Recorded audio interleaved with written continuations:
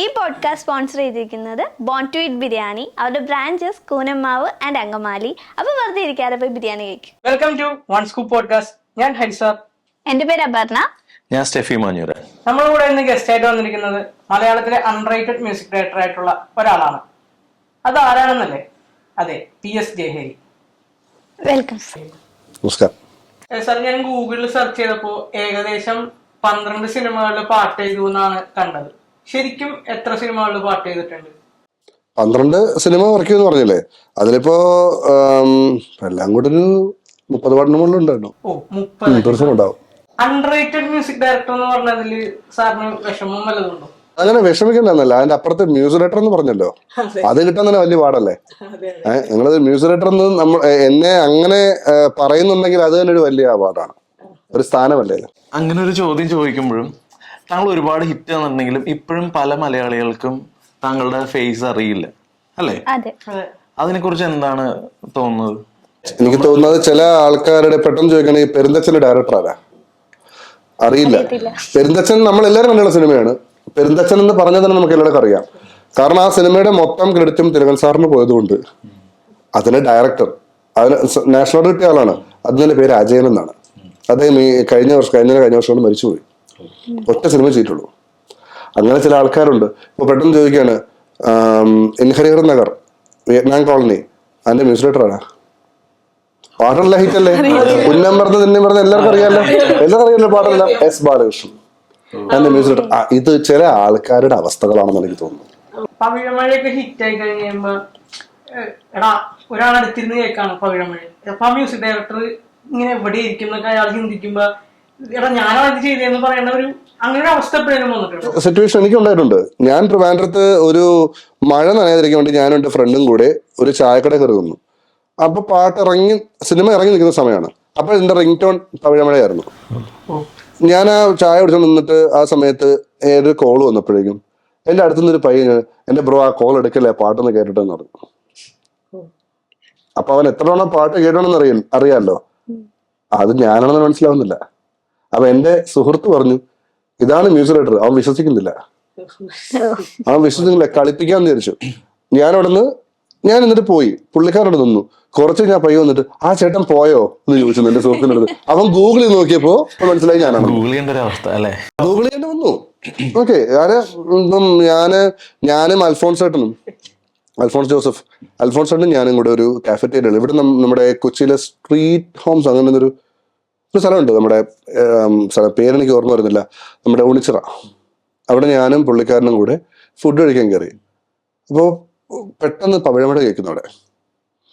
അൽഫോൺസ് ചേട്ടൻ പുള്ളി അവിടെ നിന്ന് ആളോട് ചോദിച്ചു, പുള്ളിയാണെന്ന് അറിഞ്ഞിട്ടാണോ ഇട്ടതെന്ന് ചോദിച്ചു. അപ്പോ ഇല്ല, അതിന്റെ മ്യൂസിക് ഡയറക്ടറാ എന്ന് പറഞ്ഞു. അപ്പോ എനിക്കവിടെ ഏറ്റവും കൂടുതൽ വേദന തോന്നിയത് എന്നെ റെക്കഗ്നൈസ് ചെയ്യുന്നില്ല, അൽഫോൺസ് ചേട്ടൻ റെക്കഗ്നൈസ് ചെയ്യുന്നില്ല. അതായത് മലയാളത്തിലെ കേരളത്തിന് ആന്തം നൽകിയ ആളാണ്. കേരനിരകളാടുന്നു, അത് കേൾക്കാത്തൊരു മനുഷ്യനില്ല. അൽഫോൺസ് ചേട്ടനെ റെക്കഗ്നൈസ് ചെയ്യുന്നില്ല അവിടെ. അല്ല, അതിന്റെ ഒരു വേറെ വേഷം എന്ന് പറഞ്ഞു കഴിഞ്ഞാൽ പണ്ട് സെലിബ്രേറ്റ് ചെയ്തിരുന്നത് ആർട്ടിസ്റ്റ്, ആക്ടർ, അതിനോടൊപ്പം തന്നെ സിംഗേഴ്സ്, അങ്ങനെയൊക്കെ ആയിരുന്നു. ഇപ്പൊ പക്ഷെ ആ ഒരു ട്രെൻഡ് മാറിയിട്ടുണ്ട്. അത് പക്ഷെ ഫോളോ ചെയ്യുന്നുണ്ട് ഇപ്പോഴും. യങ്സ്റ്റേഴ്സ് ആയിട്ടുള്ള മ്യൂസിക് ഡയറക്ടേഴ്സിനെ തന്നെയാണ് ആൾക്കാർ ശ്രദ്ധിക്കുന്നത്, അല്ലെങ്കിൽ സെലിബ്രേറ്റ് ചെയ്യുന്നത്. അതുകൊണ്ടായിരിക്കും ഉണ്ട്. പക്ഷെ മാത്രമല്ല, ചില ആൾക്കാർക്ക് എനിക്ക് തോന്നുന്നു അത് വേറൊരു തരമാണ്. നമ്മള് പാട്ടുകൾ ഹിറ്റാവുന്നു, സിനിമകൾ ഹിറ്റാവുന്നതിനേക്കാൾ കൂടുതൽ ഈ ആളെ ജനങ്ങളിലേക്ക് എത്തിക്കണം എന്നുള്ളതാണ്. ഈ ആർട്ടിസ്റ്റിന് ജനങ്ങളിലേക്ക് എത്തണം എന്നുള്ളതാണ് എൻ്റെ വേറൊരു പോസിബിലിറ്റി. കാരണം വേറൊരു സംഭവം ഞാൻ പറയുകയാണെങ്കിൽ, നീലനിലവേ അങ്ങനെ ഹിറ്റായ പാട്ടാണല്ലോ. സാം സീസൺ എത്ര പേര് കണ്ടറിയാം? ഇല്ല, അത് അറിയില്ല. സാം തന്നെ ഒരിക്കലും ഇന്റർവ്യൂവിൽ ഞാൻ കേട്ടിട്ടുണ്ട്. ഒരു എയറോട്രാമിൽ വെച്ചിട്ട് പുള്ളി ഒരാളുമായിട്ട് ചെറിയ എന്തൊരു തർക്കമുണ്ടായ ആള്, അത് തർക്കിച്ച ആള് അയാളുടെ റിംഗ് ടോൺ എന്ന് പറഞ്ഞ വിക്രമേതല സ്കോറാണ്. അപ്പൊ റിംഗ് ടോൺ ഇടണമെങ്കിൽ അയാൾക്ക് അത് ഇഷ്ടപ്പെട്ടിട്ടുള്ള, അത് ഇഷ്ടപ്പെട്ട ആളുടെ കമ്പോസ് ആളാണ് ഇരിക്കുന്നത്, തർക്കിക്കുന്നത്. അങ്ങനെയല്ലേ? അത് മനസ്സിലാക്കുന്നില്ല എന്നൊരു സംഭവം ഉണ്ട്. അതൊരു സത്യം തന്നെയാണ്. തീർച്ചയായിട്ടും തോന്നിയിട്ടുണ്ട്. അതൊക്കെ തോന്നും. അല്ല, ഇപ്പൊ രാത്രി കട്ടിൽ കിടക്കുമ്പോ എടാ ഞാൻ ഇങ്ങനെയൊക്കെയാണോ അറിയേണ്ടത് ഞാൻ ഇങ്ങനെ എല്ലാം അറിയേണ്ടത് എന്നുള്ളൊരു സാധനം ഉണ്ടല്ലോ. രണ്ട് കാര്യമുണ്ട്. ഒരു സമയത്ത് അത് ഒരു സന്തോഷം തോന്നുന്നുണ്ട്, ചില സമയത്ത് അത് സങ്കടം തോന്നുന്നുണ്ട്. അതായത് നമ്മളിപ്പോ എനിക്കും എൻ്റെ ഭാര്യയ്ക്കും രാത്രി കാലങ്ങളിൽ പോയി ചായ കുടിക്കാം. പ്രൈവസീനെ അത് ഇതാക്കുന്നില്ല. പ്രൈവസിനെ അത് ബാധിക്കുന്നത് ഞങ്ങൾക്ക് എവിടെ വേണോ പോവാം, എവിടെ വേണോ പോകാം. ഓക്കെ, അങ്ങനെ ഒരു കാര്യമുണ്ട്. അതേസമയം ഞാനും വൈഫും കൂടെ നമ്മുടെ പാലയുടെ അടുത്ത് ഒരു സ്ഥലത്ത് ചായ കുടിക്കാൻ വന്നപ്പോ എന്റെ പുറകെ ഒരാൾ വന്നിട്ട് മ്യൂസിക് ഡയറക്ടർ PS ജയഹരി അല്ലേ ഒരു ഓട്ടോഗ്രാഫ് തരുമെന്ന് ചോദിച്ചു. തിരിഞ്ഞു നോക്കി അവരെ ജസ്റ്റിൻ വർഗീസ്. അവരെന്നിട്ട് അവരെ കുറച്ച് പയ്യന്മാരൊന്ന് പാട്ടൊക്കെ പാടുന്നുണ്ട് ഗിറ്റാർ വെച്ചിട്ട്. ജസ്റ്റിൻ ആരും തിരിച്ചറിയുന്നില്ല. എന്നെക്കാളും എത്രയോ പാട്ടുകൾ ഹിറ്റ് കൊടുത്ത മനുഷ്യനാണ്, ഇപ്പോഴും ഹിറ്റ് കൊടുത്തോണ്ടിരിക്കുന്ന ഒരു കമ്പോസറാണ്. ഞാനൊരു വലിയ ഫാനാണ് അദ്ദേഹത്തിന്റെ. ജസ്റ്റിന്റെ ഒരു നല്ല സുഹൃത്തും കൂടിയാണ്.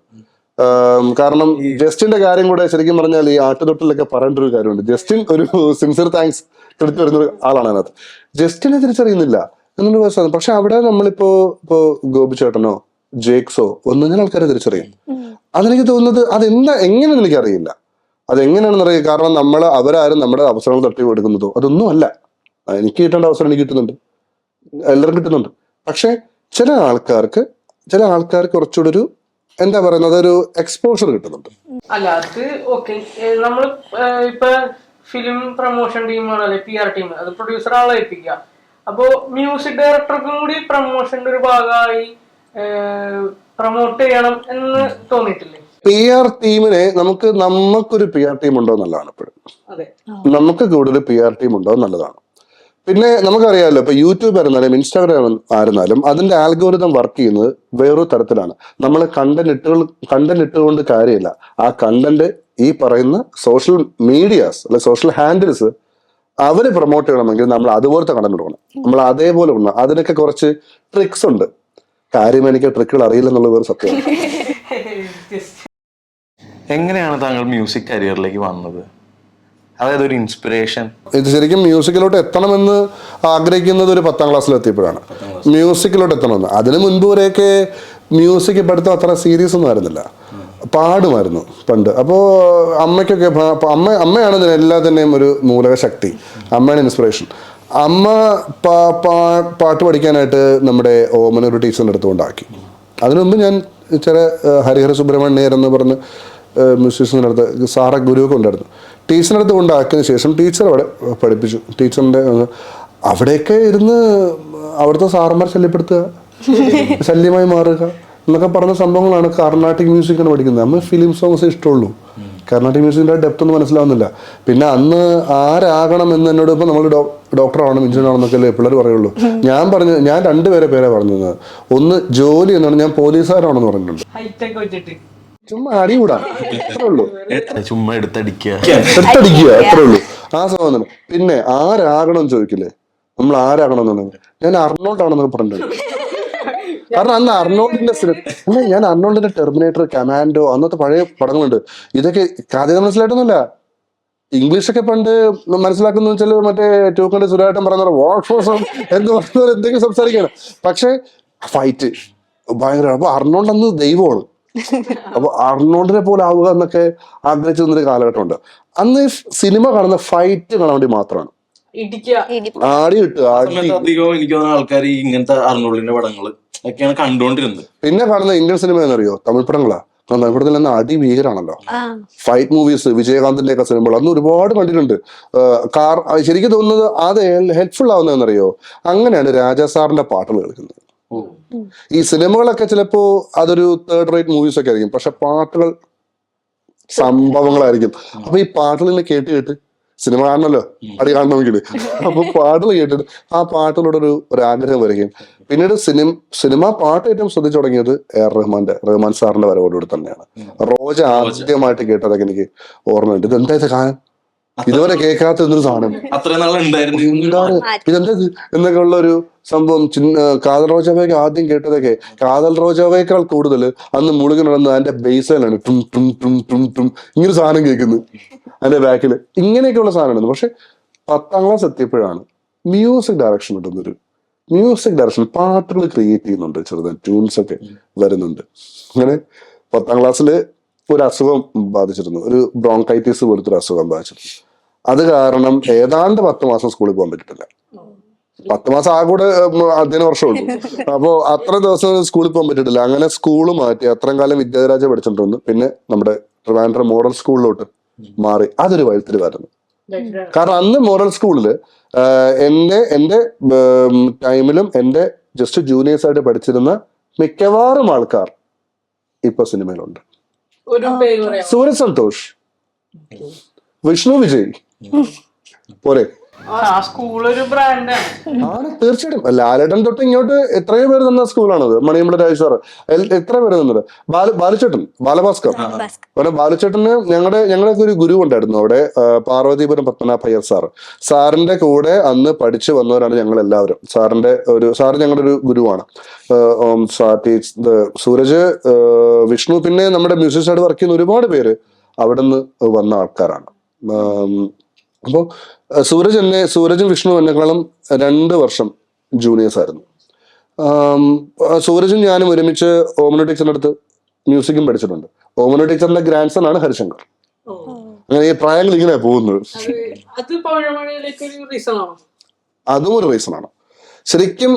ടു ബി ഫ്രാങ്ക്, ഞാനും അവനും കൂട്ടി തമിഴ് പാട്ട് ചെയ്തിട്ടുണ്ട്. സെല്ലമ്മ എന്ന് പറഞ്ഞൊരു ആൽബം ചെയ്തിട്ടുണ്ട്. അതിൽ നിന്നല്ലാണ്ട് സിനിമയിൽ വേണ്ടി ഞാൻ ഹരിശങ്കർ പാടണം എന്ന് ഞാൻ തന്നെ സജസ്റ്റ് ചെയ്തിട്ട് ഒരു ഒറ്റ പാട്ടേ ശങ്കു പാടിയിട്ടുള്ളൂ, ഹരി പാടിയിട്ടുള്ളൂ. അത് സോമന്റെ ഹൃദാവ് എന്ന സിനിമയിലെ ഒരു പാട്ടാണ്. അത് ഞാൻ തന്നെ അങ്ങോട്ട് സജസ്റ്റ് ചെയ്തത്, അത് അവൻ പാടണം. ആദ്യത്തെ പാട്ടിലെ ആദ്യത്തെ സജഷൻ, അത് ഇനി പുറത്തു പറയാൻ കുഴപ്പമില്ല. പവിഴമയുടെ ആദ്യ സജഷൻ സിസ്ത്രിഡമായിരുന്നു. സിദ്ധിനെ എന്തുകൊണ്ട് പാടിച്ചില്ലെന്ന് പറഞ്ഞാൽ, ഒന്നാമതരം സിദ്ധ് മലയാളം അതുവരെ പാടിയിട്ടില്ല. ഈ പറയുവാനൊക്കെ അതിന് ശേഷമാണ് വരുന്നത്. ജേക്സിനെ ഒരിക്കലും ഞാൻ കണ്ടപ്പോൾ നിങ്ങൾക്ക് ആ പാട്ട് കുറച്ച് നേരത്തെ ഇറക്കിവിടായിരുന്നു ഞാൻ ചോദിച്ചിട്ടുണ്ട്. സിദ്ധ് അതില് വെൺപനിമതിവളിലെ മലരൊളി, അത് എനിക്കേ പാടുമ്പോൾ ടങ് ട്വിസ്റ്റിംഗ് ആണ്. അപ്പോ അങ്ങനെ ഒരു പാട്ട് സിദ്ധ് പാടിയാൽ ആ വരി ചിലപ്പോൾ പ്രശ്നമാകും. അപ്പോൾ വരി മാറ്റാനായിട്ട് ഡയറക്ടർ വിവേകിന് താല്പര്യമില്ല. അങ്ങനെ പിന്നെ അടുത്ത ഓപ്ഷൻ ഹരീശ്വരനായിരുന്നു. അങ്ങനെ നിന്ന സമയത്ത് ഞാനും ശംഖുവും കൂടി ഒരു സിനിമ, ഞാൻ അതിനു മുമ്പ് വർക്ക് ചെയ്യാനൊരു പടത്തിൽ ഒരു പാട്ട് നമുക്ക് ചെയ്യാം എന്നുള്ളൊരു പ്ലാൻ ഉണ്ടായിരുന്നു. പക്ഷെ ആ സിനിമ നടന്നില്ല. അപ്പൊ എനിക്കൊരാഗ്രഹം, ഇത് അതിനു മുമ്പ് ഹരി ജീവാംശമായി മാത്രമേ പാടിയിട്ടുള്ളൂ. വിവേകിനെ എല്ലാ കാര്യത്തിലും ഭയങ്കര പാട്ടുകളാണ്. വിവേകിനെ തൃപ്തിപ്പെടുത്തുക എന്ന് പറയുന്ന ഒരു ഹെർക്യുലൻ ടാസ്ക് ആണ്. ഭയങ്കര ബുദ്ധിമുട്ടാണ്. അപ്പോ വിവേക് പിന്നെ അതിന്റെ കൂട്ടത്തില് ഇതിന്റെ പാട്ടിന്റെ കാര്യം, ഞാൻ ഫസ്റ്റ് അല്ലേ, അതിന്റെ ഡെബ്യൂ വർക്കാണ്. ഒരു ഡെബ്യൂ മ്യൂസിക്കായിട്ട് കിട്ടുന്ന ഏറ്റവും വലിയൊരു വർക്കാണ് അങ്ങനെ ഒരു പടത്തിൽ വർക്ക് ചെയ്യാന്നുള്ളത്. കാരണം ബാക്കി എല്ലാവരും മാസ്റ്റേഴ്സ് ആണ് വർക്ക് ചെയ്യുന്നില്ല.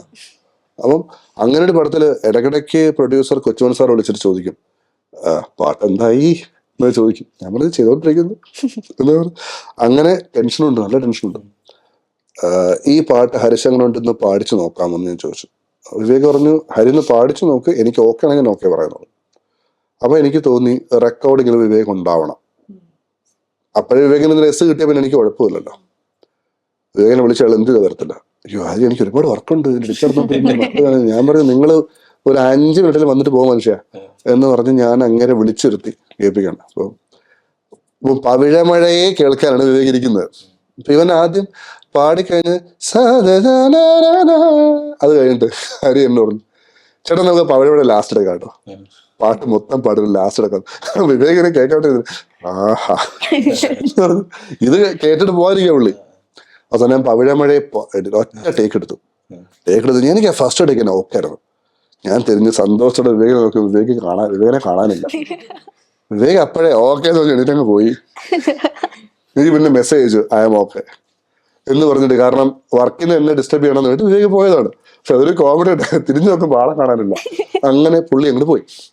ഇങ്ങനെയാണ് ശരിക്കും ഹരി വരുന്നത്. എനിക്ക് ഈ ശംഖുന്ന് വരത്തുള്ളൂ കേട്ടോ, പണ്ടോട്ടെ പഠിച്ചു വന്നത്. അപ്പോ ഹരി വരുന്ന അങ്ങനെയാണ്. ശ്വാസമേ, സന്തോഷത്തിലെ ശ്വാസമേ എന്റെ ഫസ്റ്റ് ചോദ്യത്തിൽ ശങ്കർ മഹാദേവനായിരുന്നു. കാരണം അതില് ഒരു ലൂസ് ഇൻസ്പിറേഷൻ, അല്ലെങ്കിൽ ആ പാട്ടിലോട്ടുള്ള ഒരു ഇൻസ്പിറേഷൻ ശങ്കർജി പാടുന്ന അത് കേട്ടിട്ടാണ് ഞാൻ ഈ പാട്ടിലോട്ട് കടന്നത്. പക്ഷെ ഇപ്പൊ ആ പാട്ടുപാടി യാതൊരു സാദൃശ്യ പാട്ടില്ല. എന്റെ കോപ്പീസ് ഒന്നും കണ്ടുപിടിക്കാൻ പറ്റില്ല. അതെ, ഇൻസ്പയർഡ് കോപ്പി അല്ല, ഇൻസ്പയർഡ് ആണല്ലോ. സ്വന്തം പാട്ടിൽ നിന്ന് തന്നെ പുള്ളി ഇൻസ്പയർഡ് ആവുകയാണ്. പാട്ടുകൾ പലതും ഞാൻ വേറെ പാട്ട് ഇൻസ്പയർ ചെയ്യുന്നത് തന്നെയാണ്, പക്ഷെ ആ പാട്ടുമായിട്ടൊരു ബന്ധമില്ലായിരിക്കും ഞാൻ നോക്കാറുണ്ട്. അതെ, സത്യം പറഞ്ഞാൽ ലോകത്തിൽ പല ഫേമസ് വർക്കും പല വർക്കുകളും ഇൻസ്പയർഡ് ആണ് അല്ലെ. ഇൻസ്പിറേഷൻ ഒരു സംഭവമാണല്ലോ. അങ്ങനെ ഉണ്ടാവുള്ളൂ. ഈ പാട്ട് അപ്പൊ ശങ്കർജിയെ കൊണ്ട് പാടുന്നുള്ളു, വിനായക് എന്ത് സമ്മതിക്കുന്നില്ല. പുള്ളി പാടിയല്ലേ മറ്റേ ഡിക്ഷൻ കറക്റ്റ് ആവൂല എന്നൊക്കെ പറഞ്ഞിട്ട് ഞാൻ ഇവനെ കൊണ്ട് വലിയ ശല്യമല്ല എന്ന് പറഞ്ഞ് ഞാൻ നിൽക്കുക. അങ്ങനെ പിന്നെ അജിതേട്ടൻ പറഞ്ഞു, എടാ ഹരിശങ്കൻ ഉണ്ടെന്ന് നോക്കിയെന്നു. ഓക്കെ, അവൻ പാടി കഴിഞ്ഞ് എനിക്കൊന്നും പിന്നെ പറയാനില്ല, ഗംഭീരമായിട്ട് പാടി. എന്നെഞ്ചൊരുന്ന പാട്ടും അവനെ കൊണ്ട് പാടിക്കാൻ അജിതണ്ണ പറഞ്ഞത്. അപ്പൊ ഈ 3 പാട്ട് ശരിക്കും പറഞ്ഞാൽ എന്റെ ചോയ്സ് ആയിരുന്നില്ല ഹരിശങ്കർ, പക്ഷെ പാരിടം എന്ന് പറയുന്ന സോമന്റെ കൃതാല പാട്ടിൽ എന്റെ ചോയ്സ് ആയിരുന്നു. അത് ഹരി പാടണം, കാരണം അങ്ങനെ ഒരു പാട്ട് അവൻ പാടിട്ടില്ല. അവന്റെ പാട്ടിലെല്ലാം ഒരു ഒരു ഒരു കോമൺ കൾട്ട് പോലെ എനിക്ക് തോന്നി, ഭയങ്കര ഹൈയിലോട്ട് പോവുക. ഇപ്പൊ നമ്മുടെ കിളിയെ അതിലൊരു അങ്ങനെ സാധനം ഉണ്ട്, അതാണ് അവന്റെ ഒരു ഹൈ പോയിന്റ്. അന്ന് വ്യത്യസ്തമായ ഒരു സാധനം ആയിരുന്നു ഇത്. ഇത് വളരെ സോഫ്റ്റ് ആയിട്ട് പാട്ടാണ്, അത് കൊടുത്തു. പക്ഷെ അത് അവന് വന്നിട്ട് പക്ഷെ ആ സിനിമ അത് എനിക്ക് തോന്നുന്നു ആ പാട്ട് ചിലപ്പോ ഈ പറഞ്ഞ പോലെ ഇനിയായിരിക്കും ആ പാട്ട് ഹിറ്റാകാൻ പോകുന്നു, അറിയില്ല. അല്ല, ഇപ്പൊ ചില മ്യൂസിക് ഡയറക്ടേഴ്സ് പറയും നമുക്കിപ്പോ ഒരു സീനിനെ മ്യൂസിക് കൊണ്ട് ഭയങ്കരമായിട്ട് എൻഹാൻസ് ചെയ്യാൻ പറ്റുന്ന പറയും. ചിലവര് പറയും ഇല്ല, മ്യൂസിക് നിങ്ങൾ എടുത്തോണ്ട് പോവാ, നമുക്ക് അതിനകത്ത് മ്യൂസിക് ഒക്കെ ഇച്ചിരി ഫീൽ ചെയ്യിപ്പിക്കാം, അത്രേ ഉള്ളൂ. എൻഹാൻസ് അല്ല, ഒരു ഫീൽ ചെയ്യിപ്പിക്കാന്ന് പറയും. അപ്പൊ അത് രണ്ടും പറയുന്ന മ്യൂസിക് ഡയറക്ടേഴ്സ് ഉള്ള ഒരു സൊസൈറ്റിയാണ്. ആസ് എ മ്യൂസിക് ഡയറക്ടർ എന്താണ് തോന്നുന്നത്, അങ്ങനെ എൻഹാൻസ് ചെയ്യാൻ പറ്റുമോ? ഉഗ്രൻ question, thank you. Super question. അത് 2 രീതിയിൽ ഞാൻ കുറച്ച് എക്സാമ്പിൾസ് കൂടെ വെച്ച് പറഞ്ഞുതരാം. എനിക്ക് എൻ്റെ ഐഡിയ എന്ന് പറയുന്നത് മ്യൂസിക് ക്യാൻ എൻഹാൻസ് ഉറപ്പായിട്ടുമാണ്, പക്ഷെ ഇല്ലാത്ത ഒരു ഇമോഷൻ ഉണ്ടാക്കാൻ പറ്റില്ല. അതായത് അഭിനയിച്ചു വെച്ചേക്കണം അല്ലെങ്കിൽ എടുത്തു വച്ചേക്കണം അവിടെ. ഈ പറയുന്ന ഇമോഷൻ ഉണ്ടാവണം, അതിന് നമുക്ക് എൻഹാൻസ് ചെയ്യാൻ പറ്റും. അപ്പൊ ഈ സൈലൻസ് ഒരു മ്യൂസിക് അല്ലേ? 100%. ഒരു ഉദാഹരണത്തിന് ഇപ്പൊ ഒരു പ്രേതം വരുന്ന സീനാണെങ്കിൽ അതിന് തൊട്ട് മുമ്പ് ഒരു സൈലൻസ് ഉണ്ടാവും, അത് കഴിഞ്ഞ് ജസ്റ്റ് ഒന്ന് തിരിയുമ്പോഴേക്കും പ്രേതം തന്നെ. അപ്പൊ അവിടെ ഒരു വരുന്ന മ്യൂസിക്കിലായിരിക്കും നമ്മൾ ഞെട്ടുന്നത്. ഇപ്പൊ അത് വേറൊരു രീതിയിൽ പറയുകയാണെങ്കിൽ ഇപ്പൊ ലാലേട്ടൻ തോള് ചരിച്ച് വന്ന് ചെറുതായിട്ടൊന്ന് ഇങ്ങനെ തിരിഞ്ഞു നോക്കുമ്പോ അതുവരെ സൈലന്റ് ആയിരുന്ന തിരിഞ്ഞു നോക്കുമ്പോ കിട്ടുന്ന ഒരു മ്യൂസിക്കും സ്വാഭാവികമായിട്ട് ലാലേട്ടൻ നടന്നു വന്നിട്ട് ആ നടന്നു വരുന്നതിലൊരു മ്യൂസിക് ഉണ്ടാവും. ചിലപ്പോ ഒന്നും വേറൊരു അതിന് മുന്നേ സൈലൻസ് ഒന്നും ആയിരിക്കില്ല. അപ്പോ ആ മ്യൂസിക്കില് എൻഹാൻസ് ആയിട്ടുണ്ടെങ്കിൽ അത് ആരുടെ കഴിവാന്ന് പറയും? അവിടെ മ്യൂസിക് വരും എന്ന് പറഞ്ഞ് അത് ചെയ്യിച്ച ഡയറക്ടറിന്റെയും എഡിറ്ററിന്റെയും കഴിവാണെന്ന് കൂടെ പറയണം. അവിടെ മ്യൂസിക് ബിൽഡപ്പ് ഉണ്ടാകും എന്നൊരു ഡിസിഷൻ ഉണ്ട് അവിടെ. ഇപ്പോ നമ്മുടെ ഈ പടം KGF ഈ പറയുന്ന പോലെ ആ സീനില് ഈ പല സീനിലും ഈ അമ്മയുടെ കഥ പറയുന്നൊരു സംഭവമുണ്ട്. അച്ഛനെ കൊണ്ട് ഈ അമ്മയുടെ ശവകുടീരത്തിൽ നിർത്തിയിട്ട് ഇത് തായ അപ്പ എന്ന് പറയുന്ന സാധനമുണ്ട്. അവിടെ എന്ന് പറയുമ്പോ അവിടെ പിന്നെ കുറച്ചും ഡയലോഗ് ഇല്ല, വിശ്വാസം കാണിക്കുന്നത്, പിന്നെ ഡയലോഗ് വരും. അപ്പൊ ആ മ്യൂസിക് കൃത്യമായ സ്പേസ് ഉണ്ട് അവിടെ, ആ സ്പേസ് ക്രിയേറ്റ് ചെയ്യുന്നത്. അപ്പോൾ അത് എഡിറ്റ് ചെയ്യുമ്പോഴും ഓക്കെ അവിടെ ഒരു മ്യൂസിക് വരും. സോ ആ മ്യൂസിക്കും ആ ഇമോഷൻ നമ്മൾ അടുത്തലോട്ട് കണക്ട് ചെയ്യണം. ഈ മലയാളികൾക്ക് അധികം അറിഞ്ഞൂടാത്ത അല്ലെങ്കിൽ ശ്രദ്ധിക്കാത്തൊരു കാര്യമുണ്ട്. എല്ലാം സെറ്റാണെന്ന് പറഞ്ഞ മൂവിക്ക് വേണ്ടി വിനീത് ശ്രീനിവാസനും സിത്താര കൃഷ്ണകുമാറും ആദ്യമായിട്ട് ഒരു ഡ്യുവറ്റ് പാടുന്ന ആ സിനിമയ്ക്ക് വേണ്ടിയാണ്. ആ സിനിമയുടെ മ്യൂസിക് ഡയറക്ടറാണ് മഹേഷ് ഗോപാൽ, അതായത് അലമാരയുടെയും മധുരമനോരമത്തിൻ്റെ ഒക്കെ റൈറ്റർ. ഈ പുള്ളിയും ആദ്യമായിട്ടാണ് ചേട്ടന് ഒപ്പം ലിറിക്സ് എഴുതുന്നത്, ചേട്ടന് വേണ്ടി ലിറിക്സ് എഴുതുന്നത്. അപ്പോൾ ഈ ഒരു 3 പേരുടെ ഒരു കോംബോ മലയാളികൾക്ക് വർക്കാവും, അല്ലെങ്കിൽ മലയാളികൾക്ക് പെട്ടെന്ന് അവർ കിക്ക് കിട്ടും. പ്രത്യേകിച്ച് വിനീത് ശ്രീനിവാസൻ തരക്ഷണ സോങ്ങൊക്കെ ഒരു എന്താ പറയാ, അവരുടെയൊക്കെ പാട്ടുകൾ ഭയങ്കര മലയാളി എപ്പോഴും കേൾക്കുന്ന ഒരു സോങ്ങാണ്. അപ്പൊ ഇവരുടെ 3 പേരുടെയും ഒരു കൊളാബറേഷൻ ഉണ്ടല്ലോ, അത് എങ്ങനെയാണ് അതിന്റെ ഒരു പ്രോസസ്സിലേക്ക് വന്നത്, എങ്ങനെയാണ്? അതായത് ഇപ്പോ ഹരീഷ് ചോദിച്ച പോലെ ഇത്രയും ഗഹനമായി ഞാൻ ചിന്തിക്കാറില്ല സത്യം. ഓക്കെ, രണ്ടാമത്തെ കാര്യം, ഇത്രയും ഞാനൊരു പാട്ട് ചെയ്യുമ്പോൾ ഈ പാട്ട് ആദ്യം നമ്മൾ അടിക്കേണ്ടത് ഡയറക്ടറാണ്. ബേസിക്കലി നമ്മൾ ഡയറക്ടറിനെയാണ് പ്ലേസ് ചെയ്യിക്കേണ്ടത് എന്നാണ് എൻ്റെ വിശ്വാസം. കാരണം നമ്മൾ പ്ലേസ്ഡ് ആവുകയും നമ്മളെ കൂടെ ഇരിക്കുന്ന നമ്മൾ പാട്ട് കളിപ്പിച്ചൊരു 10,000 പേര് പറഞ്ഞാലും ഡയറക്ടർ പറഞ്ഞാലേ പാട്ട് പടത്തി വരത്തുള്ളൂ. ഫസ്റ്റ് നമ്മൾ ഡയറക്ടറാണ് പറയണം. ഞാൻ പറയാം, അങ്ങോട്ട് വരാം. ഇനി ഈ പാട്ട് എങ്ങനെ ജനങ്ങളിലേക്ക് എത്തും, അല്ലെങ്കിൽ ജനങ്ങൾ ഇത് എത്രത്തോളം എടുത്ത് അല്ലെങ്കിൽ ഭയങ്കരമായിട്ട് അതിനെ സെലിബ്രേറ്റ് ചെയ്യും എന്നുള്ള കാര്യത്തെക്കുറിച്ച് സത്യം പറഞ്ഞാൽ എനിക്ക് അറിവില്ല കേട്ടോ. അതായത് അങ്ങനെ ചിന്തിക്കാതെയാണ് അങ്ങനെ ചിന്തിക്കാൻ തന്നെ എനിക്ക് അറിയില്ല, പിന്നീട് ചിന്തിക്കാൻ പറ്റുള്ളൂ. അത് കാരണം എങ്ങനെയാണ് അതിലോട്ട് എത്തുന്നത് എനിക്ക് അറിയില്ല. അതിന് എന്റെ അനുഭവം തന്നെയാണ് അതിന് കാരണമാക്കിയത്. അതിലെ ആട്ടുതൊട്ടിൽ എന്ന് പറഞ്ഞ പാട്ടിനെടുത്ത എഫേർട്ടിന്റെ പാതി ഞാൻ പവിഴമക്ക് എടുത്തിട്ടില്ല, ടൈം എടുത്തിട്ടില്ല. പവിഴമഴ ഫസ്റ്റ് ഒറ്റ ട്യൂൺ, ആ ഫസ്റ്റ് ട്യൂൺ ആയിരുന്നു പവിഴമഴ. അത് വിവേക് ഓക്കെ പറഞ്ഞു. ആട്ടുതൊട്ടിന് വേണ്ടി ഞാൻ 5 or 6 ട്യൂൺ ചെയ്തു. അതിലവസാനം ഈ ട്യൂൺ ഞാൻ വിവേകിനോട് കാല് പിടിപ്പിച്ച് ഓക്കെ ആക്കുകയാണ് ചെയ്തത്. ഇപ്പൊ ഈ ആട്ടുതൊട്ടിൽ പാട്ടിന്റെ കാര്യം പറഞ്ഞല്ലോ, അത് ഇറങ്ങിയ സമയത്ത് അതിന് വേണ്ട ശ്രദ്ധ കിട്ടാതിരുന്ന ഒരു പാട്ടാണ്. എന്നാൽ ഇന്ന് നമ്മുടെ റീൽസ് ഭരിക്കുന്ന ഒരു പാട്ടാണ് ആട്ടുതൊട്ടിൽ എന്ന് പറയുന്നത്. അപ്പം ഇപ്പൊ ഒത്തിരി റീക്രിയേഷൻസ് വരുന്നുണ്ട്. അതിനകത്ത് സാറിന് ചേട്ടാ വിളിച്ചു സോറി അപ്പം റീക്രിയേഷൻസ് ഒത്തിരി ഉണ്ട്. അപ്പൊ മനസ്സിൽ തട്ടി നിൽക്കുന്ന റീക്രിയേഷൻസ് ഉണ്ടോ? പ്രോസസ് വേർഷൻ ചെയ്തിട്ടുണ്ട് ഈ പാട്ടിന്റെ. ആ വീഡിയോ നിങ്ങൾ കണ്ടാൽ മനസ്സിലാവും. അതിൽ ഫസ്റ്റ് വീഡിയോ എന്ന് പറയുന്ന ഒരു റീലാണ്. ആ റീല് എന്നെ ഭയങ്കരമായിട്ട് എന്നെ സന്തോഷിപ്പിച്ച ഒരു റീലാണ്. കാരണം ഒരു സാർ ഒരു ക്ലാസ് റൂമിൽ സത്യന്റെ കണ്ണ് നിറഞ്ഞു കണ്ടപ്പോൾ എല്ലാവരും എനിക്ക് നിങ്ങൾ പാടെന്ന് പറഞ്ഞു. അപ്പൊ ഞാനും ഒരു അധ്യാപകനായിരുന്നു, ഞാൻ പിയാനോ ടീച്ചറാണ്, ഞാൻ ഇപ്പോഴും പിയാനോ പഠിപ്പിക്കുന്നുണ്ട്. അപ്പോൾ എനിക്കത് ഭയങ്കരമായിട്ട് അദ്ദേഹത്തിന്റെ ആ മനസ്സ് റിലേറ്റ് ചെയ്യാൻ പറ്റും. അദ്ദേഹം ചിരിച്ചുകൊണ്ട് നിൽക്കുന്ന ആ ഒരു രംഗമുണ്ട്, അതെന്റെ മനസ്സിന്ന് പോയിട്ടില്ല. പിന്നെ വേറെ പല ഇതുണ്ട്. ഒരു കുഞ്ഞ് ഈ പാട്ടായിട്ട് ഉറങ്ങുന്ന ഒരു വീഡിയോ തന്നെ ഉണ്ട്. ആ അമ്മ പാടി കൊടുക്കുകയാണ് ഈ പാട്ട്, ഈ കുഞ്ഞിരുന്ന് ഇത് കേട്ടങ്ങ് ഉറങ്ങിപ്പോകുന്നൊരു ഇത് രണ്ടും എന്നെ ഭയങ്കരമായിട്ട് ഇഷ്ടപ്പെടുന്ന വീഡിയോസാണ്. ഇപ്പം പറഞ്ഞു വന്ന കാര്യം ഞാൻ പറയാം, ആദ്യം ഹിറ്റ് ആയിരുന്നില്ല എന്നുള്ളത്. അതാണ് ഞാൻ പറഞ്ഞത്, ഇതൊക്കെ ഒരു ടൈമാണ്. ഇറങ്ങുന്ന സമയത്ത്, ഈ പാട്ട് ഇറങ്ങിയ സമയത്ത് അതിനേക്കാളും നല്ല വേറെ പാട്ട് ഇറങ്ങിയിട്ടുണ്ടാവാം. അപ്പൊ ഈ പാട്ടിന് ശ്രദ്ധ കിട്ടിയിട്ടില്ല. പിന്നെ സിനിമയിൽ ഈ പാട്ട് പകുതി വരെ ഉള്ളൂ. സിനിമയിൽ ഒന്നാമത്തെ കാര്യം, സിനിമയുടെ മൂഡ് വെച്ച് നോക്കുകയാണെങ്കിൽ ഇത് വേറിട്ട് നിൽക്കുന്ന ഒരു പാട്ടാണ്. ആ സിറ്റുവേഷനിൽ മാത്രം നിൽക്കുന്ന ഒരു പാട്ടാണ്. അന്ന് പിന്നെ പവിഴമഴ ഹിറ്റ് ആവാനുള്ള കാരണം അന്ന് ഫഹദും സായി പല്ലുവാണ് അഭിനയിക്കുന്നത്, ഇതിൽ രഞ്ജി പണിക്കർ സാറാണ് അഭിനയിക്കുന്നത്. ഈ പാട്ടിന് മറ്റൊരു പ്രത്യേകത കൂടെ ഉണ്ട്. സാധാരണ മലയാളത്തിൽ കൂടുതലും അമ്മമാർക്കുള്ള പാട്ടുകളാണ്. പക്ഷെ ഈ പാട്ട് ശരിക്കും പറഞ്ഞാൽ അച്ഛന്മാർക്ക് പറ്റിയൊരു പാട്ടാണ്. അതും എൻ്റെ പ്ലേലിസ്റ്റിലുള്ള ഒരു പാട്ടാണത്. ഇതിൻ്റെ അനുപല്ലവി സ്റ്റാർട്ട് ചെയ്ത് കഴിയുമ്പോൾ റോളർ കോസ്റ്റർ ഓഫ് ഇമോഷൻസ് ഉണ്ട്. അതായത് കുറച്ച് ഹാപ്പിനെസ് ഉണ്ട്, പിന്നെ ഒരു മെലൻകളി, ഇതെല്ലാം കൂടി ചേർന്നൊരു എന്താ പറയുക, ഒരു പ്യുവർ മാജിക് ആണ് ഈ പാട്ട്. എങ്ങനെയായിരുന്നു ഇതിന്റെ പ്രോസസ്സ്, എങ്ങനെയായിരുന്നു ഇത് ക്രിയേറ്റ് ചെയ്തത്? ഈ കാര്യത്തിന് ഇപ്പൊ ഈ പറയുന്ന ഉത്തരത്തിന്റെ മൊത്തം ക്രെഡിറ്റ് കൊടുക്കേണ്ടത് വിവേകിന് തന്നെയാണ്. വിവേക് കഥ പറയുന്ന ഒരു വല്ലാത്ത സംഭവം. നമ്മുടെ സിനിമ കാണുന്നവരുടെ വിവേക് പറഞ്ഞു തന്നത് അത് വിവേക് നല്ല സമയമെടുത്ത്, ഭയങ്കര ഇമ്പോർട്ടന്റ് കാര്യമാണ്. ഒരു ഡയറക്ടറിന് ഒരു മ്യൂസിക്കിന് കൊടുക്കാൻ കഴിഞ്ഞ ഏറ്റവും പ്രധാനപ്പെട്ട കാര്യം ഇതാണ്. കാരണം ഒരു emotion, romance, it's A common emotion. പക്ഷേ അനിയത്തി പ്രാവിലുള്ളതും റൊമാൻസ് ആണ്, നമുക്ക് പറക്കം ഒന്നിത്തോപ്പിലുള്ള റൊമാൻസ് ആണ്, മൊയ്തിലുള്ളത് റൊമാൻസ് ആണ്. ഇത് മൂന്നല്ലേ? മൂന്നിന്റെയും പ്രായം, അവര് തമ്മിലുള്ള ആ ഒരു റാപ്പ്, കെമിസ്ട്രി, ആ ബോണ്ടിങ്, അവരുടെ പ്രിമൈസ്, ഇതെല്ലാം ഡിഫറെന്റ് ആണ്. അതെങ്ങനെ വേണം എന്ന് ആലോചിക്കുമ്പോഴാണ് നമുക്ക് ഒരു രാജമല്ലിയും പവിഴം പോലും പിന്നെ കാത്തിരുന്നതും ഉണ്ടാവുന്നത്. അല്ലെങ്കിൽ 3 ഒരേപോലത്തെ പാട്ടാവണ്ടേ അല്ലേ? അങ്ങനെ അത് എനിക്ക് റൊമാൻസ്, ഒരു പ്രണയഗാനം വേണം എന്ന് മാത്രം ഡയറക്ടർ പറഞ്ഞാൽ നമുക്കൊന്നും ചെയ്യാൻ പറ്റില്ല. ചിലപ്പോൾ നല്ല പാട്ടുണ്ടാകുമായിരിക്കും, അതൊരു ചാൻസ് ആണ്. പക്ഷെ ഇങ്ങനൊരു ഡയറക്ടർ ഉണ്ടെങ്കിൽ ഏതൊരു മ്യൂസിക് ഡയറക്ടറിന്റെയും ബെസ്റ്റ് വരും.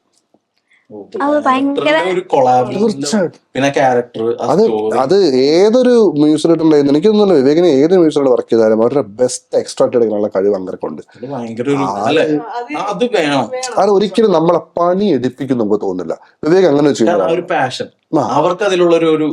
പിന്നെ വിവേക് നമുക്കൊരു ഫ്രീഡം തരും. അതായത് വിവേക് എന്നെക്കാളും ഞാനവിടെ വളരെ ബിഗിനറാണ്. വിവേക് ആ സമയത്ത് അതിനു മുമ്പ് തന്നെ കമ്മട്ടി പടം പ്രൊഡ്യൂസ് ചെയ്ത് വിവേകാണ്. അപ്പൊ അങ്ങനത്തെ ഒരാളാ. പക്ഷെ വിവേകിന് എനിക്ക് പോടോ എന്ന് പറയാനുള്ള ഒരു ഫ്രീഡം ഒരു വിവേക് തന്നിട്ടുണ്ട്. അത് ഞാൻ പറഞ്ഞിട്ട്, ഞാൻ പാട്ടുണ്ട്, അതേ നമുക്ക് സിനിമ റിലീസ് ചെയ്യുന്നവരെ പാട്ട് ചെയ്യാൻ പറ്റുള്ളൂ കേട്ടോ എന്നൊക്കെ ഞാൻ പറഞ്ഞിട്ടുണ്ട്. നിങ്ങൾ എവിടെയെങ്കിലും ഒന്ന് ഉറപ്പിക്കുക എന്ന് പറഞ്ഞപ്പോ അത് കഴിഞ്ഞിട്ട് ഈ വിവേകിനോട് നിന്ന് വർക്ക് ചെയ്യുന്ന ഭയങ്കര രസമാണ്. ഈ ആട്ടുതൊട്ടിലിന്റെ പല്ലവി ഞാൻ ട്രിവാൻഡ്രത്ത്, വിവേക് ഇവിടെ ഇരിക്കുമ്പോൾ ഞാൻ വർക്ക് ചെയ്യുന്നതാണ്. പിന്നീട് ഞാൻ കൊച്ചിയിലോട്ട് വന്നു ഇതിന്റെ വർക്കിന് വേണ്ടിയിട്ട്. ഞങ്ങൾ IMA ഇടുന്നിട്ടാണ് ഇതും നമ്മുടെ ഈ പാട്ടും പവിഴമഴയും ചെയ്യുന്നത്. ഇതിനെ ചെയ്യുന്ന സമയത്ത് ഇതിന്റെ അനുപല്ലവി ചെയ്യുമ്പോൾ ഞാനുണ്ട്, വിവേകുണ്ട്, ഇതിന്റെ ഡയലോഗ് റൈറ്റർ ഉണ്ട് അജയ് രാഹുൽ, പുള്ളിയാണ് പടയോട്ടത്തിന്റെ റൈറ്റർ. അപ്പൊ അജയ് രാഹുൽ ഉണ്ട്, പിന്നെ അബിൽ എന്ന് പറഞ്ഞിട്ട് എന്റെ ചീഫ് അസോസിയേറ്റ് ഉണ്ട്, ചീഫ് അല്ല അസോസിയേറ്റ്, ചീഫ് സിബിച്ചറിനാണ്, ഓക്കെ, അസോസിയേറ്റ് ഉണ്ട്, വിനായക് ഉണ്ട്, പിന്നെ എന്റെ കൂടെ വർക്ക് ചെയ്യുന്ന ധീരജ് എന്ന് പറഞ്ഞ എന്റെ പ്രോഗ്രാമർ ഉണ്ട്. ഞങ്ങൾ എല്ലാവരും ഒരുമിച്ചിരുന്ന ഈ ഒരു ഗ്രൂപ്പ് ഡൈനാമിക്സ് ഭയങ്കരമായിരുന്നു. അതായത് ഓരോരുത്തരും നമ്മളെങ്ങനെ വർക്ക് ചെയ്യണമെന്ന് തോന്നൂല. അവിടെ ഐസ്ക്രീംസ് വന്നുകൊണ്ടിരിക്കുന്നു, ഫുഡ് വന്നുകൊണ്ടിരിക്കുന്നു, ഞങ്ങൾ അതിലിങ്ങനെ നിൽക്കുന്ന സമയത്ത് എവിടെന്നോ ഈ പാട്ടുണ്ടായി. അതില് ഒരു സ്ഥലത്ത്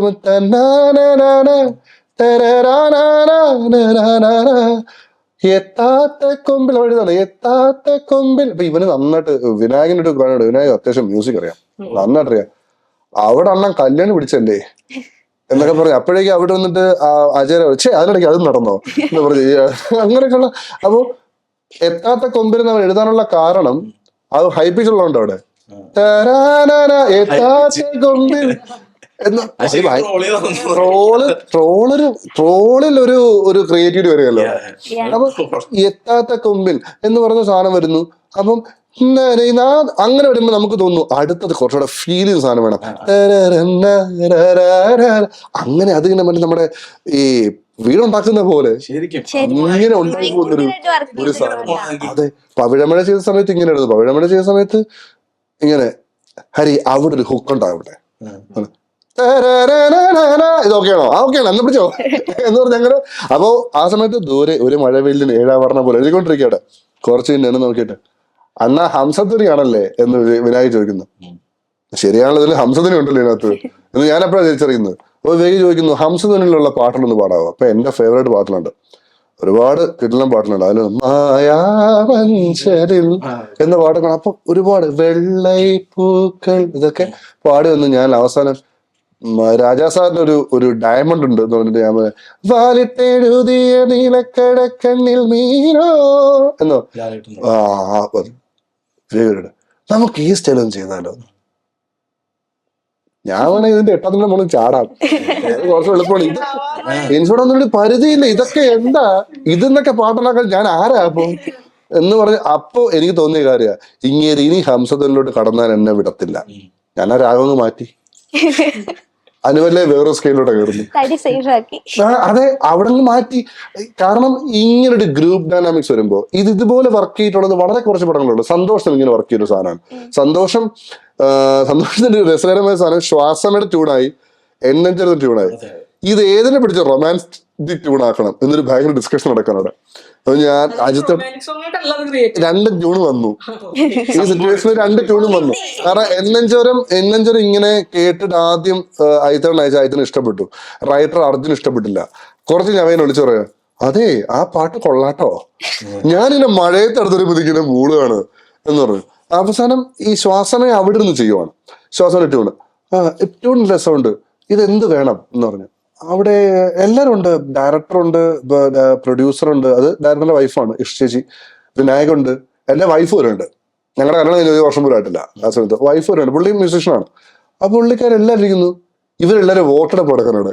ഇതിലേത് പാട്ട് കൊള്ളാം, വോട്ടെടുപ്പ് നടക്കാനാണ്. അവസാനം എന്റെ അടുത്ത് എത്തി, എല്ലാരും ശ്വാസമാണ് സജസ്റ്റ് ചെയ്തത്. അപ്പൊ ഞാൻ പറഞ്ഞു, ഞാൻ മറ്റേ കഥയൊക്കെ പറഞ്ഞു തുടങ്ങി, രണ്ടും എന്റെ കുട്ടികളാണ്, എനിക്കങ്ങനെ വലിപ്പ ചെറുപ്പമില്ല. പിന്നെ അങ്ങനെ ഇങ്ങനെ പറഞ്ഞോണ്ടിരുന്നപ്പോ വിനായക അവസരം തേങ്ങ ഉടങ്ങി സ്വാമി അങ്ങനെ. അപ്പോഴാണ് ഐത്തരം പറഞ്ഞത്, എടാ പിന്നെ മറ്റേ പാട്ടേ നമുക്കെടുത്ത് ഈ ആ സാധനല്ലേ അത് നമുക്കത് മറ്റേതാക്കിവിടെ. ശരിയാണല്ലോ, അപ്പൊ ആ പാട്ട് ചെയ്യേണ്ട കാര്യമില്ല, അതുകൊണ്ട് ആയിക്കഴിഞ്ഞു എന്ന് പറഞ്ഞ. അങ്ങനെ ഇത് നമുക്ക് ഞാൻ ഒറ്റയ്ക്കിരുന്ന് നടക്കത്തില്ല.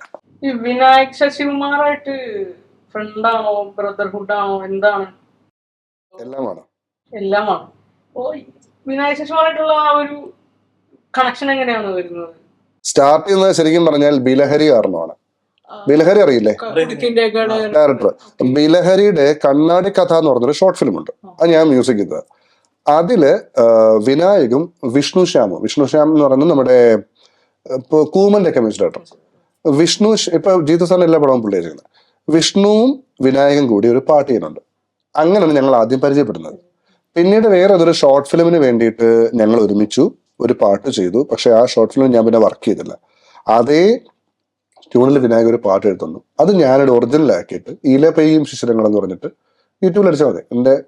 എന്റെ പഴയ രൂപവും കാണാം, എന്റെ പഴയ രൂപവും കാണാം. ഇതിന്റെ അത്ര മെലിഞ്ഞിട്ടില്ല, ഇതിനേക്കാളും ഉണ്ട്. ഇപ്പൊ ഇരിക്കുന്നത് സത്യം പറഞ്ഞാൽ കോളേജൊക്കെ പഠിക്കുമ്പോൾ ഒരു തടിയിലാണ് ഇപ്പൊ ഇരിക്കുന്നത്. ഇനിയും മെലിഞ്ഞാൽ പുറത്ത് കൊണ്ടുപോകത്തില്ലെന്നാണ് വൈഫ് പറഞ്ഞത്. അതുകൊണ്ടല്ല, എന്റെ പഴയ രൂപ മറ്റേ കോളേജിലെ ഫോട്ടോ അടിച്ച് അയ്യേ എന്ന് പറഞ്ഞ പുള്ളിക്കാരി തിരിഞ്ഞുകൊണ്ടാണ്. നമ്മള് ഓൾമോസ്റ്റ് 2 വർഷം മുമ്പ് കണ്ടിട്ടുണ്ട്. അത് കഴിഞ്ഞിപ്പോ ഒരു 6 മാസത്തിനിടയിൽ ഒരു ഫേസ്ബുക്ക് പോസ്റ്റ് കണ്ടായിരുന്നു. 6 മാസം കൊണ്ട് 107 കിലോ ഉണ്ടായിരുന്ന ആളെ 85 കിലോയിലേക്ക് എത്തി എന്ന് പറയുന്നത്. 84 കിലോ. ഫിറ്റ്നസില് ശ്രദ്ധിക്കണം എന്ന് തോന്നാനുള്ള ഒരു റീസൺ എന്താണ്?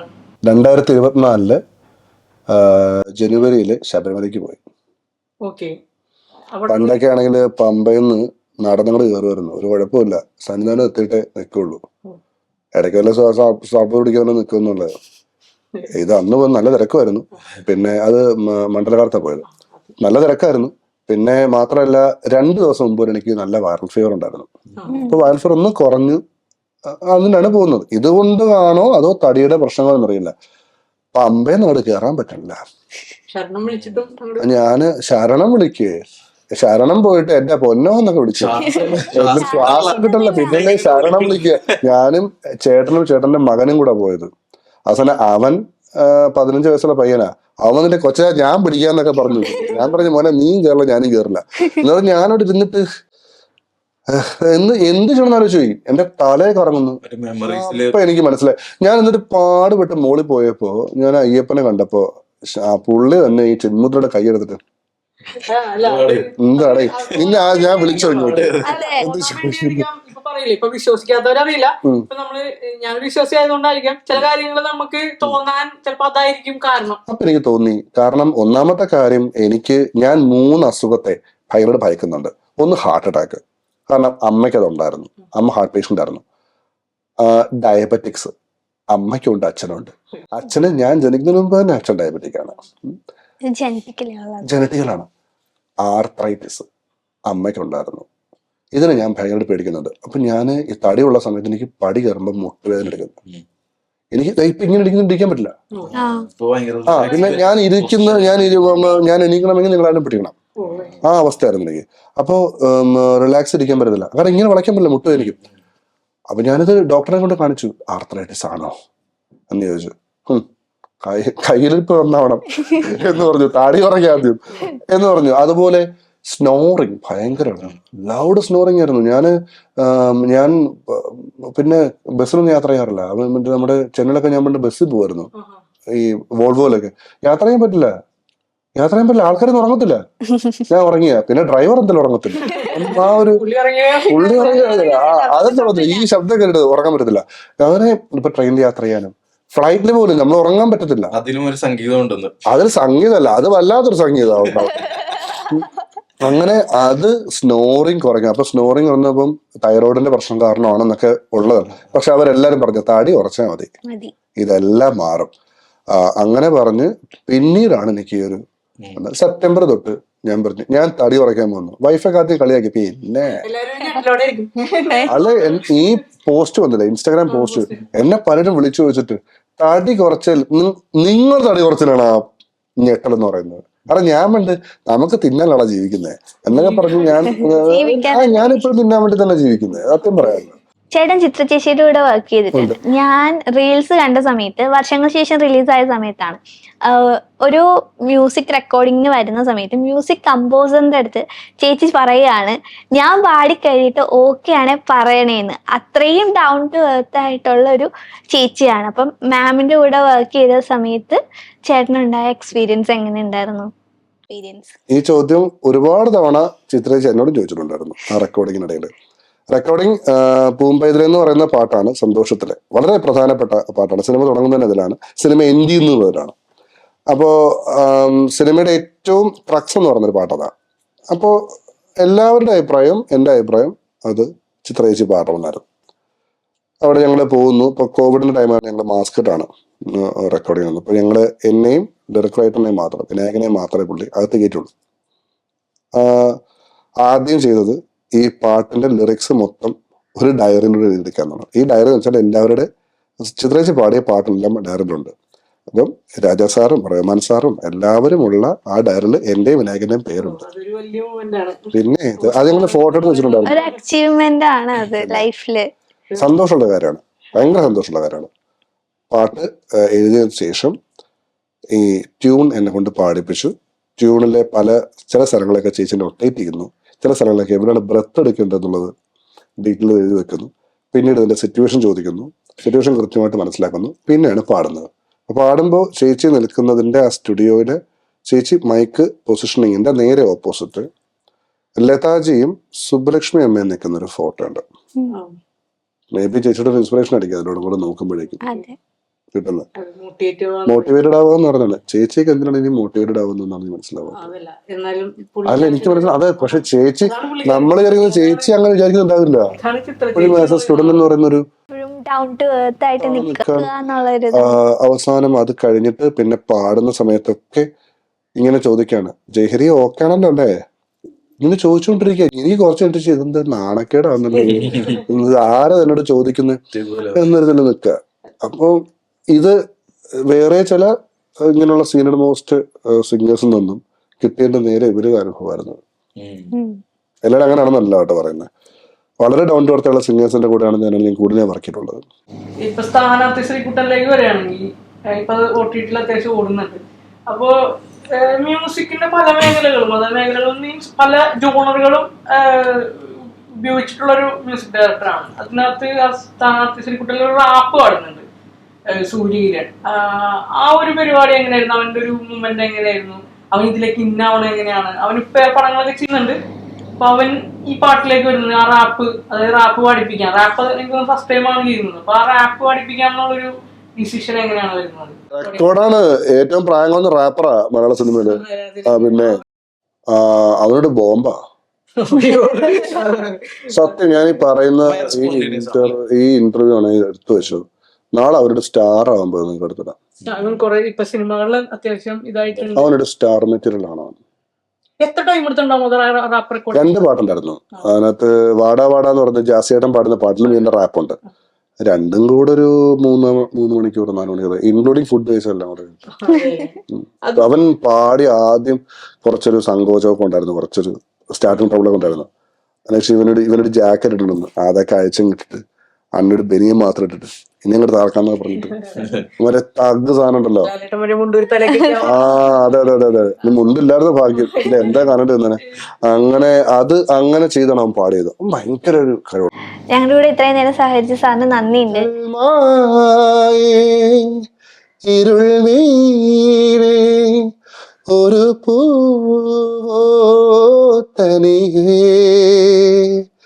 മിഴിവാനേ നനയുന്നേ ഇതളേകും സുഗന്ധം ഏതേതോ മൗനം ദൂരെ താനേ മായുമ്പോ കൺപീലിത്തുമ്പിൽ പെയ്യും മേഘം ഏതേതോ താരങ്ങൾ നിൻ പാദം തേടുമ്പോൾ തേടാ ദൂരം ദൂരെ തേടാ ദൂരെയാ നീളലാർദ്രമായി.